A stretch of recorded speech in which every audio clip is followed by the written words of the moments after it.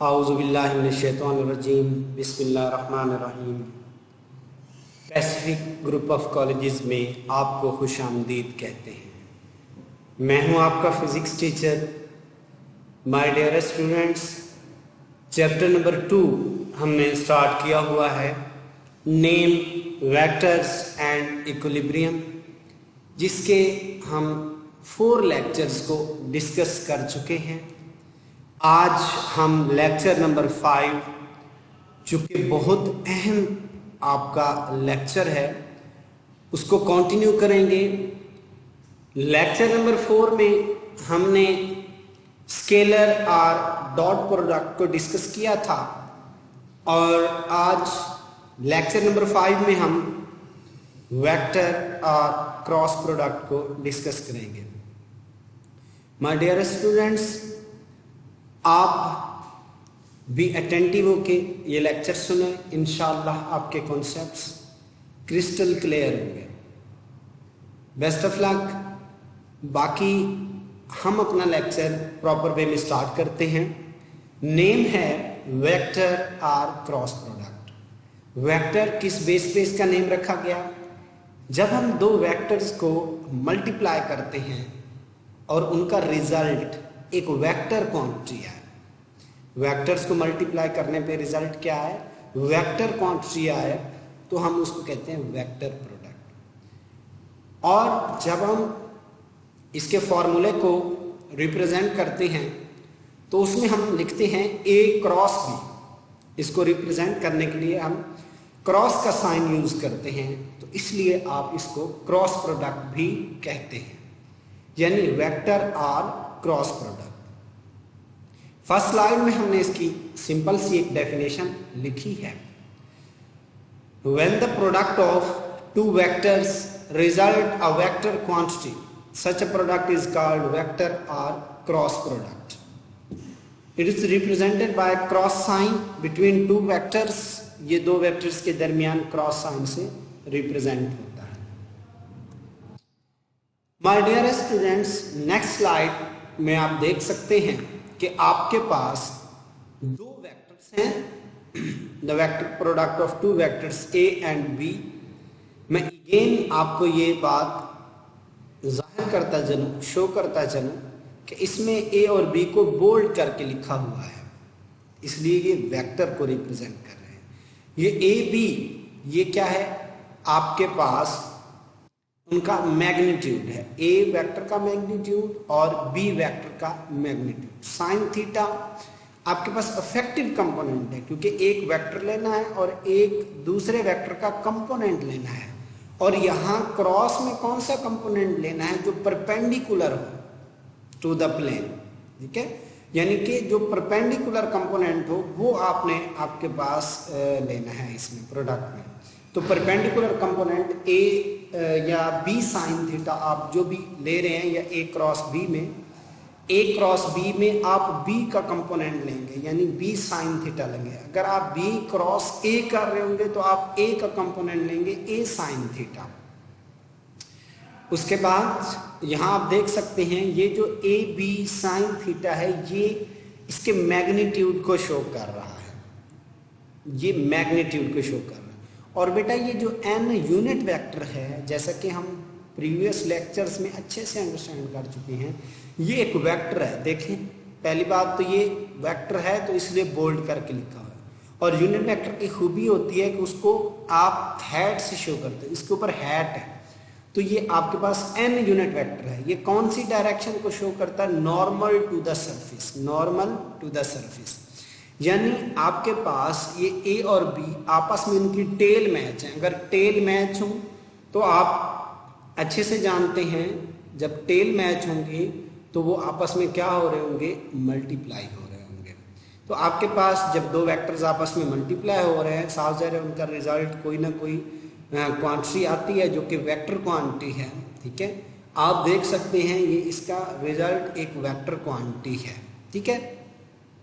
तो my dear students, A और B ये एक प्लेन है, जो इसका रिजल्ट है वो इस प्लेन के परपेंडिकुलर है, यानी नॉर्मल टू द सरफेस है, उस सरफेस के नॉर्मल है, यानी A क्रॉस B का ये ए और बी का जो रिजल्टेंट है वो नॉर्मल टू द सरफेस है, यानी ये ए क्रॉस बी वाले वेक्टर को रिप्रेजेंट कर रहा है। ठीक हो गया बेटा?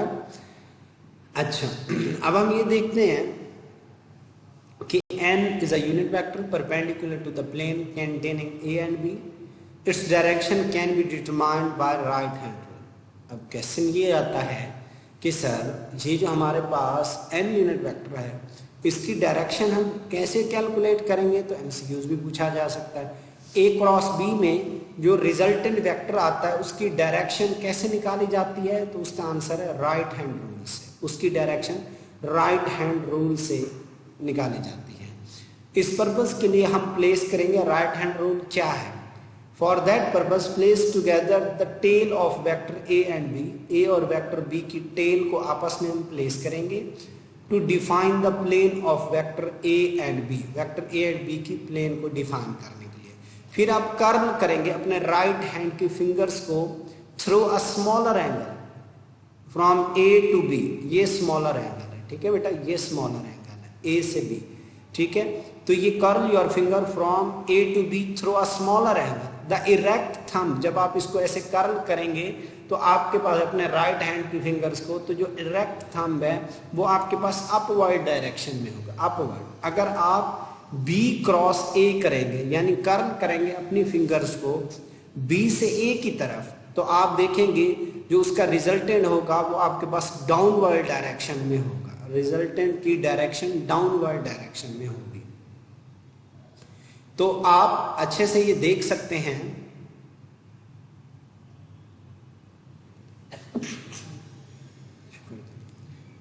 आप अच्छे से ये बात देख सकते हैं, अंडरस्टैंड कर सकते हैं कि आपके पास राइट हैंड रूल क्या है कि आप कर्ल करें अपनी फिंगर्स को ए से बी और जो इरेक्टेड थंब है वो अपवर्ड होगा जो कि ए क्रॉस बी की डायरेक्शन को रिप्रेजेंट कर रहा होगा। उसके बाद अगर आप बी क्रॉस ए करेंगे तो जो इरेक्टेड थंब है वो डाउनवर्ड डायरेक्शन में होगा। तो आप देख सकते हैं ए क्रॉस बी में जो रिजल्टेंट की डायरेक्शन है वो अपवर्ड है और बी क्रॉस ए में जो रिजल्टेंट की डायरेक्शन है वो डाउनवर्ड है। तो डियर स्टूडेंट्स, ये किस तरह कैलकुलेट की गई? By using right hand rule. जैसा कि यहाँ पे भी अगेन आपको ये बात शो की गई है, आप ये देख सकते हैं कि ये आपके पास राइट हैंड है, तो इसकी कर्ल को अगर हम ए टू बी आपके पास कर्ल करेंगे ए से बी की तरफ, ए से बी की तरफ जब आप कर्ल करेंगे तो जो इरेक्टेड थंब है आप इसको इस फॉर्म में अपने राइट हैंड को लेके ए से बी की तरफ कर्ल करके देखें तो आप ये फील करेंगे कि आपका जो इरेक्टेड थंब है वो अपवर्ड होगा। The direction of product vector is perpendicular to the plane. कौन से प्लेन? ए बी वाली प्लेन के परपेंडिकुलर होगा। Rotate the first vector A into B through a smaller of two possible angles. अब दो एंगल्स बनते हैं, एक ये स्मॉलर एंगल है और एक ये लार्ज एंगल है। ये बाहर की तरफ लार्ज एंगल बनेगा, ये बाहर की तरफ लार्ज एंगल है, ठीक है my dear students.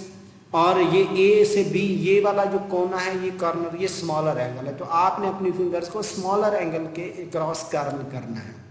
Two possible angles. Curl finger of right hand in direction of rotation. Keep the thumb erect. The direction of product vector will be along the erect thumb. तो आप देख सकते हैं कि आपके पास ये राइट हैंड रूल है और ये शॉर्ट क्वेश्चन में आपके पास आता है कि what is right hand rule, right hand rule क्या है। तो आप लोग बेटा अच्छे से इसको जो है ना मेमोराइज करेंगे। और जिस तरह मैंने आपको बताया है कि ए क्रॉस बी के केस में डायरेक्शन अपवर्ड है, लेकिन बी क्रॉस ए के केस में डायरेक्शन डाउनवर्ड है। तो डाउनवर्ड आपको कैसे पता चला अपवर्ड है? यहाँ पॉजिटिव का साइन है, शो नहीं हो रहा लेकिन साइन है, या अपवर्ड को शो करता है। और यहाँ नेगेटिव का साइन है। अगर साइन चेंज हो जाए तो वेक्टर में डायरेक्शन भी चेंज हो जाती है। तो आपके पास अगर साइन पॉजिटिव था तो डायरेक्शन अपवर्ड थी, और अगर साइन नेगेटिव है तो डायरेक्शन क्या हो गई है? डाउनवर्ड हो गई है। तो ये बेटा आपके पास ए क्रॉस बी के हवाले से थोड़ी सी एक्सप्लेनेशन थी। उसके बाद बेटा मैं ना इसकी एग्जाम्पल को पहले डिस्कस कर लेता हूँ, फिर मैं इसकी कैरेक्टरिस्टिक्स को डिस्कस करूँगा। तो आपके पास जो एग्जाम्पल है इसमें ये टॉर्क की एग्जाम्पल है। आपने डोर का ओपन करना, क्लोज करना, आपके पास और काफ़ी सारी एग्जाम्पल्स हैं, ठीक है, टॉर्क रिलेटेड।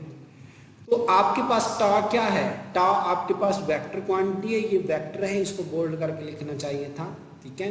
तो आप इसके एरो भी लगा सकते हैं बोल्ड। ये दो वेक्टर हैं, एक मोमेंट आर्म है, ठीक है, और एक आपके पास फोर्स है। इनका जो क्रॉस प्रोडक्ट है ये टॉर्क आता है। ये दोनों वेक्टर हैं आपके पास और ये भी आपके पास वेक्टर है टॉर्क। तो आप ये देखें मोमेंट आर्म क्या होता है। मोमेंट आर्म है पिवट पॉइंट से लाइन ऑफ एक्शन तक का परपेंडिकुलर डिस्टेंस। देखें डिस्टेंस तो स्केलर है, जब हमने उसके साथ लिख दिया परपेंडिकुलर डिस्टेंस तो वो वेक्टर बन गया, ठीक है बेटा। तो आप पिवट पॉइंट कौन सा होता है? डोर जहां से कनेक्ट होता है, जहां से अटैच होता है, उसको पिवट पॉइंट कहते हैं, ठीक है। और दरवाजा खोलने के लिए आपके हाथ जहां पे होते हैं वो आपका होता है आपके पास वो पॉइंट जहां पे आप फोर्स लगा रहे हैं। अब line of action of force आपका कैसे होता है, ठीक है, वहां तक और आपके पास पिवट पॉइंट तक जो परपेंडिकुलर डिस्टेंस है वो आपके पास मोमेंट आर्म कहलाता है। और फोर्स इन दोनों का जो क्रॉस प्रोडक्ट है वो टॉर्क आता है, दरवाजे का खुलना और बंद होना। तो डियर स्टूडेंट्स, जब आप क्रॉस खत्म करोगे तो आप क्या लगाओगे? साइन थीटा और इसके साथ n यूनिट वेक्टर लाजमी लिखना है। आपके पास साइन थीटा क्यों लगाया? क्योंकि बेटा इस केस में जो इफेक्टिव कंपोनेंट है साइन है, डॉट के केस में जो इफेक्टिव कंपोनेंट था वो कॉस था, ठीक है।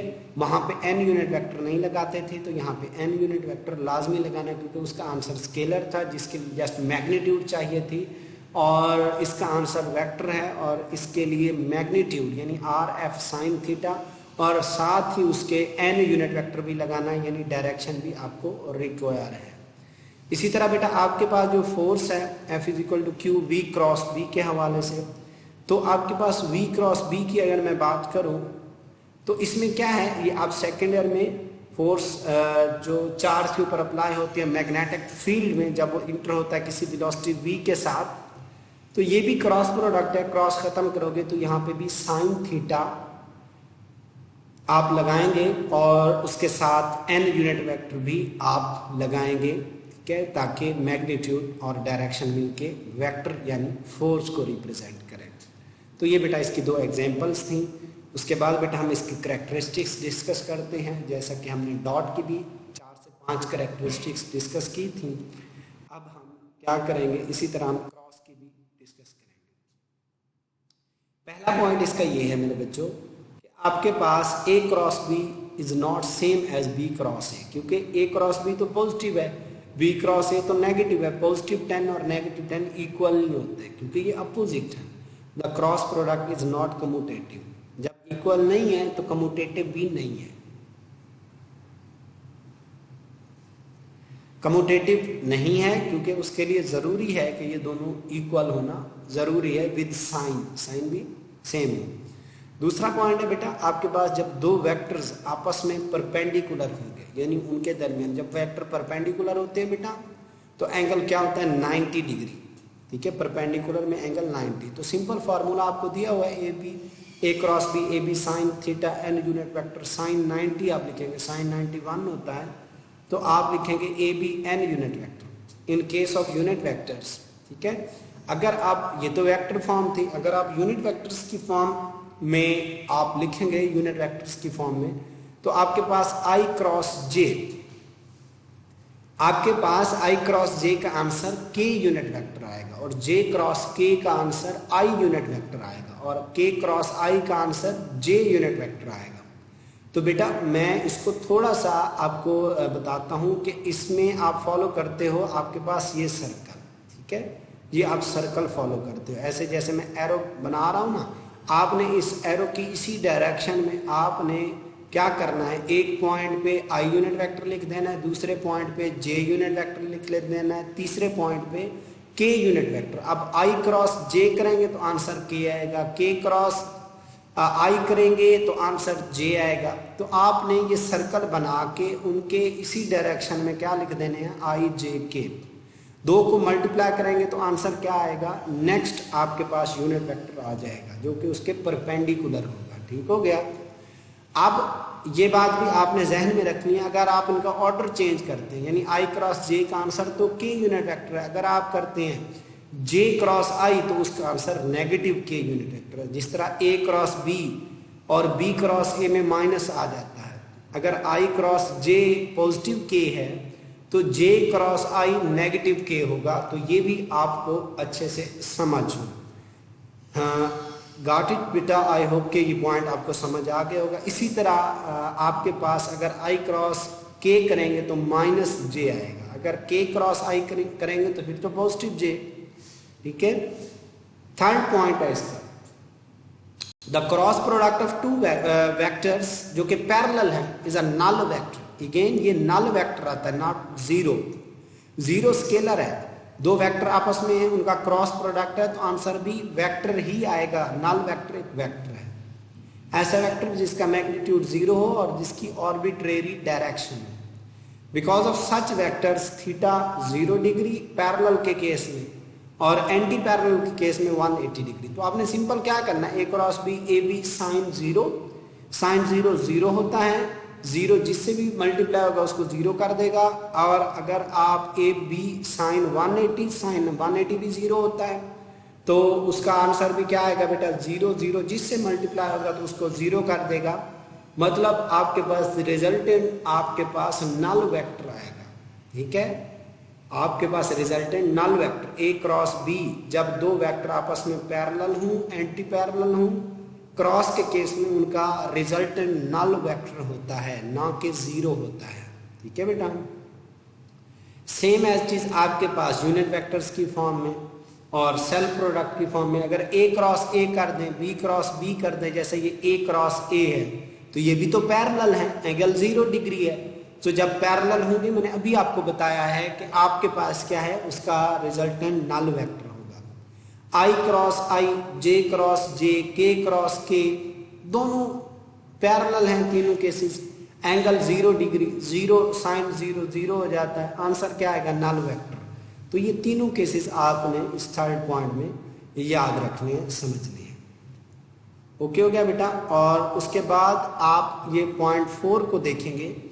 पॉइंट 4 में cross product of two vectors A and be in terms of their rectangular components.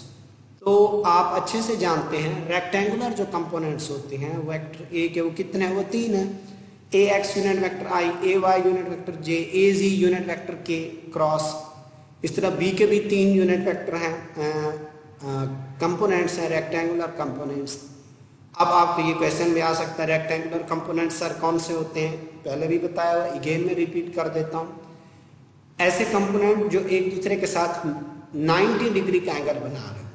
कौन सा बेटा, 90 डिग्री का, तो उसको आप क्या कहते हैं, रेक्टेंगुलर कंपोनेंट्स कहते हैं। अब आप देख सकते हैं ए के rectangular component A x unit vector i, A y unit vector j plus A z unit vector के क्रॉस बी के फिर B x unit vector i, B Y unit vector j, B c unit vector के। तो इनका जब हम cross product लेंगे तो इनका रिजल्टेंट ये आएगा, A Y B Z minus A Z B Y unit vector I plus A Z B Z minus A Z आपके पास A X B Z unit vector के। तो ये आपके पास इसका रिजल्टेंट कैसे आता है, अब हम इसको देखते हैं।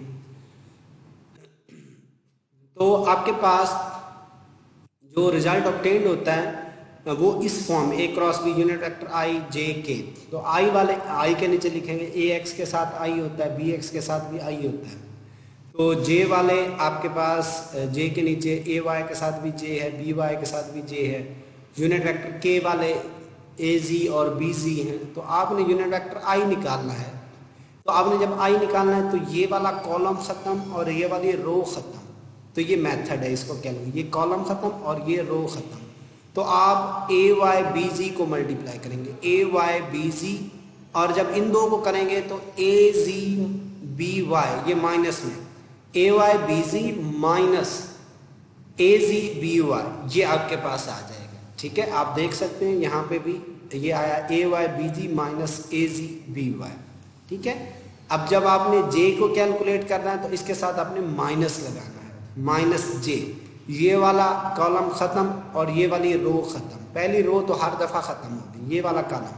अब ए एक्स बी जी और ए जी बी एक्स, इनको आपस में माइनस ए एक्स बी जी। अब आपने माइनस को खत्म करने के लिए वो ऑर्डर थोड़ा सा चेंज किया होगा, ठीक है। ए एक्स बी सी को बाद में लिखा है और बी एक्स ए जी को पहले लिख दिया होगा और इसके साथ माइनस की बजाय प्लस लगा दिया है, ठीक है। आप इसको अलग से कैलकुलेट करके देखेंगे, आपके पास अपनी नोटबुक पे इजीली कैलकुलेट हो जाएगा कि आपने कैसे निकालना है। ये वाला कॉलम खत्म, ये वाली रो खत्म, इनको A X B Y minus B X A Y, तो A X B Y minus B X A Y, तो ये आपके पास के वाला। सिर्फ जे वाले की जगह माइनस आएगा, माइनस को कंपलसेट करने के लिए आप दोबारा क्या लगा दोगे, आपके पास प्लस, तो वो अंदर वाली जो वैल्यूज हैं उनके साइन चेंज करने हैं, तो इसको आपने थोड़ा सा कैलकुलेट करना है। तो magnitude of A cross B is equal to the area, A cross B का जो मैग्नीट्यूड है, एरिया ऑफ पैरेललोग्राम, जो कि फॉर्म होती है ए और बी से, ठीक है, हैज टू एडजेसेंट साइड्स। ये आपके पास पैरेललोग्राम है मेरे बेटे, ठीक है। तो इस पैरेललोग्राम का जो एरिया है वो किसके इक्वल होता है, ए क्रॉस बी के मैग्नीट्यूड के। ए क्रॉस बी का मैग्नीट्यूड क्या है, A B sine theta, A B sine theta. तो ए क्रॉस बी, इसको मॉड में बंद करके, is equal to A B sine theta. ये एरिया ऑफ पैरेललोग्राम है। तो ये बेटा आपके पास ये एमसीक्यूज के हवाले से भी अहम है। तो I hope my dear students कि ये बेटा आपको पॉइंट्स क्लियर होंगे, एग्जाम्पल्स और इसकी कैरेक्टरिस्टिक्स, ठीक हो गया। उसके बाद बेटा हम असाइनमेंट की बात करेंगे। तो आपने असाइनमेंट के हवाले से ये 4 MCQs हैं। पहला है कि unit vector I dot J cross के, तो आपने पहले जे क्रॉस के लेना है, उसका रिजल्ट देना है, फिर जो रिजल्टेंट आएगा, ठीक है, जे क्रॉस के का रिजल्टेंट आई आता है। आई डॉट आई क्या आता है, अब ये आपने मुझे बताना है। एरिया पैरेललोग्राम क्या है, किसकी एप्लीकेशन है, एप्लीकेशन ऑफ वेक्टर प्रोडक्ट है, क्रॉस प्रोडक्ट है, डॉट है, या बोथ ए एंड बी है, अभी आपको पढ़ाया है, ठीक है।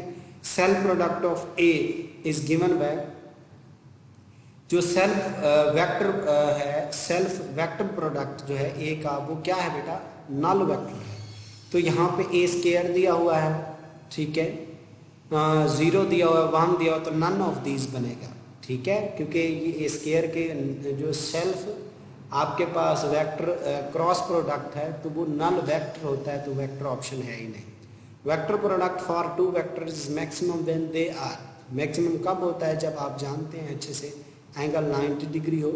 बेटा ये बहुत अहम long question, define and explain vector product also write its 4 characteristics. तो आपने इसको लॉन्ग क्वेश्चन की बेस पे डिस्कस करना है। God bless you honour my dear students, अल्लाह आपका हामी नासिर हो बेटा। अल्लाह हाफिज़, दुआ में याद रखिए।